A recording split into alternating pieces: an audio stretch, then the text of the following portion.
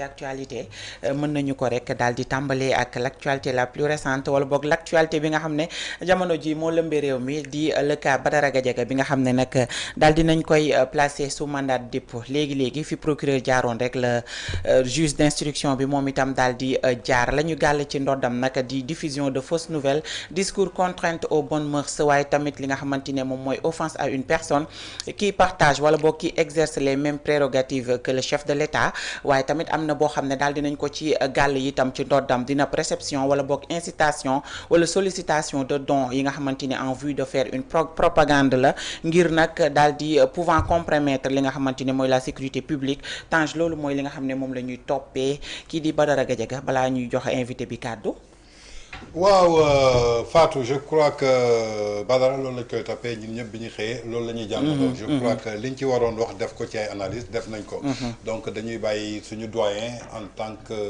un sénégalo-américain. di un journaliste d'investigation di Baba Aïdara bi nga xamante ni tey jii mi ngi fi nga xamante ni maanaam mooy États-Unis et quand on parle États-Unis on parle d'état de droit quand on parle États-Unis on parle de liberté d'expression. on parle de liberté de presse tey à travers cette liberté de presse tey ñi gis ci depuis un certain temps. Il y a des voix discordantes yoo xamante ni ñu ngi leen di jéem a museler à travers l'espace public bu Sénégal donc dañuy bàyyi suñu doyen rek mu joxe ay argument comme mooy suñu invité. Aïcha ban taxaw seetlu nga ñuy àndil ci le cas Badara Gadiaga doyen.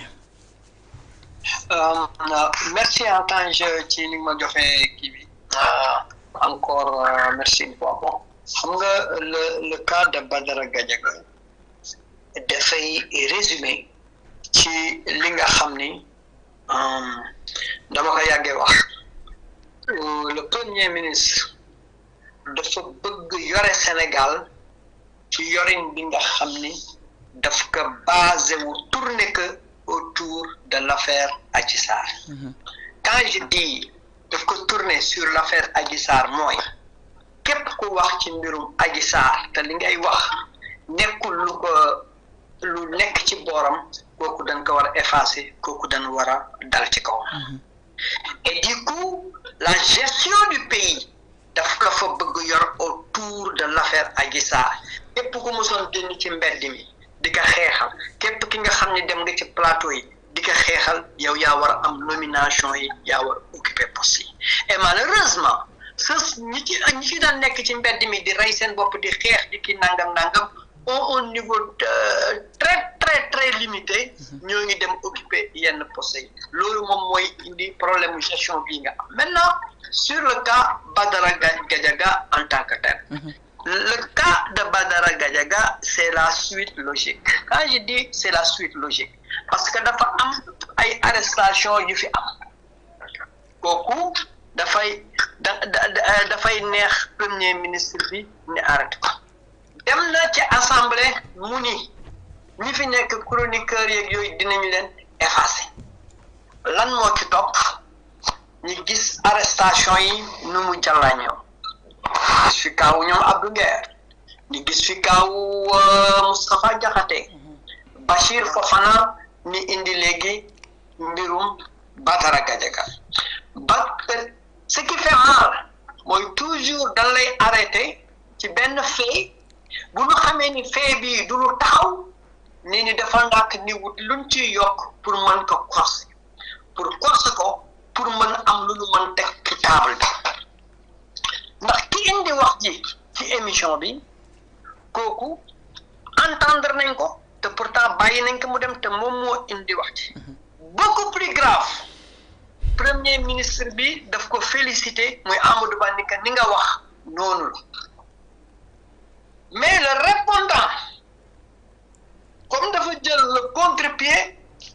et non seulement mais même pas le contre-pied confirmé c'est-à-dire que gën a détaillé li nga xam ni moom la spécialiste de droit du PASTEF wax c'est pas n'importe qui c'est un membre du bureau politique c'est un député à l'Assemblée nationale c'est un proche du premier ministre proche du pouvoir moom moo expliqué nit ñi ca la nga xam ni mooy daan bi am wax na ni ndaw si moom salon bi dañ ko condamné ni proxénète maanaam ki nga xam ni dafa ubbi ab place xale yi jigéen ñi ñëw di fa jaay seen bopp wala góor guy ñëw tamit di jaay sa bopp client bu góor mën na fa ñëw comme client bu jigéen mën na fa ñëw loolu la député bi expliqué donc comme lieu boobu député bi considéré wu ko ba muy expliqué daan bi nga xam ne moom la justice moo wax loolu justice moo ko daan mu nu koy expliqué kon nag lieu bi noonu lañ ko qualifié kon ka fay liggéeyee da ngay jaay sa bopp ka fay dugg yow ab client nga loolu ça dit que ni dafa leer soxlawul explication bu bare soxlawul xam-xam bu bare maintenant kii wax na nga kon de confirmé nga ni li nga xam ni moom nañu wax mooy li am beaucoup plus grave quelques semaines avant kooku ni wax proxénète la dafa génn mu ni Sénégal maa ko yor sama loxo rax ci dolli mooy tey bu ma soxla woon Bassirou Diomaye Faye léegi pour mu jox ma 40 millions xaw ma somme bu mu wax bi dina ko jox mais quelles sont les relations entre celle qui a été condamnée comme proxénète bonne relation la am avec la première institution de ce pays muy le président de la République ki nga xam ni musul dem foofu kon kenn mënu ko considérer client fi ki nga xam ni xamul foofu kon kenn mënu ko considérer client ki nga xam ni moom ci boppam nanguwul woon ni sax kii jiw ki tegoon na fa tànk kon ban relation ñoom ñaar nañuy am donc le président de la République arrivé à une telle station am na benn niveau d'information bu Tange Tandian amul am na benn niveau d'information yow bi nga amul am na niveau d'information bi xam ne ñun ñii le citoyen bi amuñu ko donc lan le président nañ ko wan parce que attention il faut être clair quand le président arrive il y a les renseignements il y a les documents il y a les vidéos il y a les photos des informations solides pas seulement sur Sweet Beauté je parle des renseignements sur l'ensemble du territoire c'est-à-dire que le président doit être informé loolu moo tax président de la République di am conseil di toog ak ay généraux di daje ñoom maintenant arrivé à la présidence est-ce que le président maintenant détient des informations palpables sous ses mains ou sous ses yeux jusqu'à ce que maintenant il devient maintenant en quelque sorte prisonnier d'une dame qualifiée de proxénète. Attention parce que l'affaire Badara Gadiaga dootul yam rek ci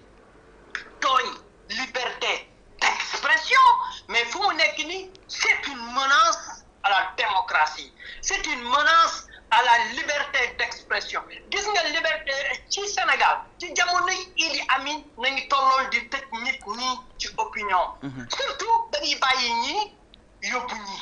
loolu c'est un problème dans ce pays-là et je crois que ni tey jii avec la sortie du président pour ki nga xam ne ndem ni li muy wax du dëgg dafay tooñ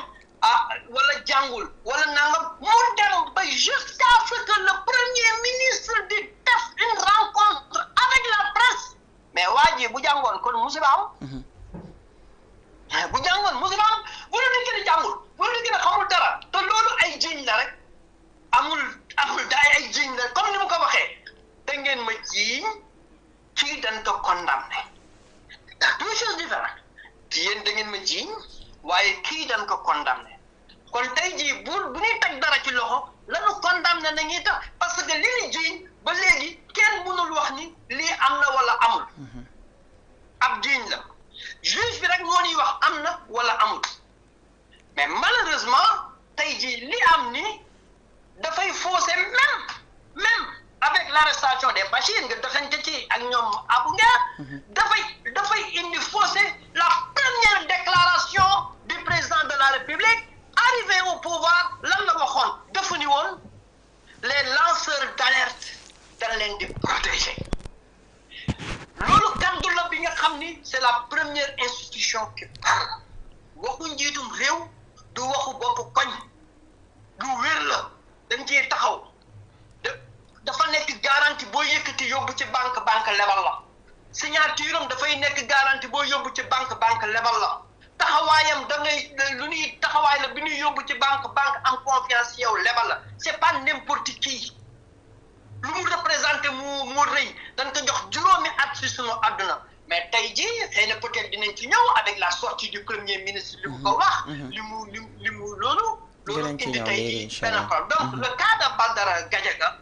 tey jii dafay delloo le Sénégal à l'époque de Idi Amin. waaw grand Baba